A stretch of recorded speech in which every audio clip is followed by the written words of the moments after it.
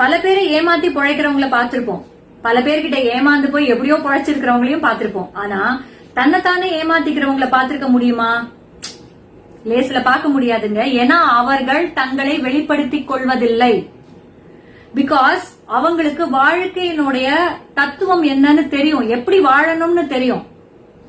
அவங்க எப்படிப்பட்டவங்களாக இருப்பாங்கன்னா, அவங்களுடைய கனவுகள் நடக்காம போயிருக்கலாம், பல ஏமாற்றங்களை சந்திச்சிருக்கலாம், அவங்களோட ஆசைகள் நிறைவேறாம போயிருக்கலாம், அவங்க தன்னோட கனவுகளை உள்ளுக்குள்ளேயே போட்டு புதைச்சவங்களாக இருக்கலாம், இல்லனா அவங்களோட கனவுகளை யாரோ மற்றவர்களால புதைக்கப்பட்டு கூட இருக்கிற வாழ்க்கையை வாழ்ந்துட்டு இருக்கலாம். இப்படி என்னவா வேணா இருக்கலாம்.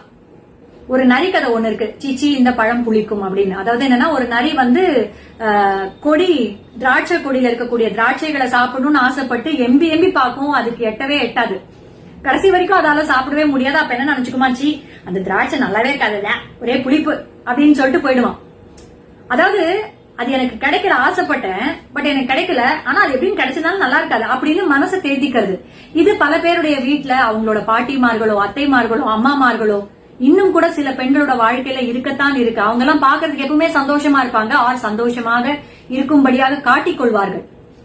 உங்களுக்கு ஏதாவது வாழ்க்கையில கஷ்டமா இருக்குன்னு வச்சுக்கோங்களேன், இந்த மாதிரி ஆட்களை கண்டுபிடிச்சு அவங்கள்ட்ட பேசி பாருங்க, செம்ம இன்ஸ்பிரேஷனா இருப்பாங்க. ஆனா அவங்களை கண்டுபிடிக்கிறதுக்கு பெரிய சாமர்த்தியம் வேணுங்க. ட்ரை பண்ணி பாருங்க, நிச்சயமாக உங்களுடைய வீட்டிலும் இருப்பார்கள். கண்டுபிடிங்க.